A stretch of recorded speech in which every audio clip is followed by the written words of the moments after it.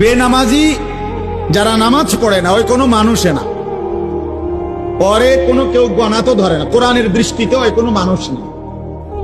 রাসূলুল্লাহ সাল্লাল্লাহু আলাইহি সাল্লামের হাদিসের দৃষ্টিতে যার কপালে সেজদা নাই ওই কোনো মানুষের বাচ্চা না, ওই জানোয়ার। এই জন্য ওরে কোনো হিসাব ধরে লাভ নেই। বেনামাজি ওই কোনো গণার মানুষ না।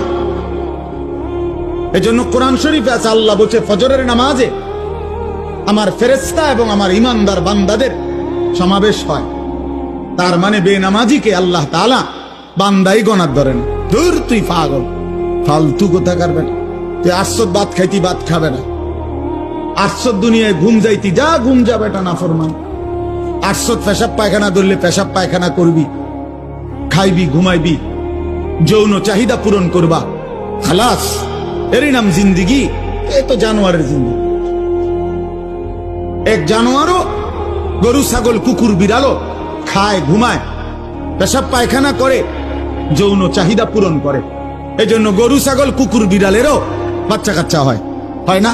তাহলে বোঝা গেল তারও যৌন চাহিদা কি হয়? পূরণ। তাহলে এই জন্য নামাজবিহীন জিন্দিগি মানুষের জিন্দিগি না, বেনামাজি মানুষ না। বেনামাজি চতুষ্পদ জন্তু, শুধু এ দুইটা ঠ্যাং কম।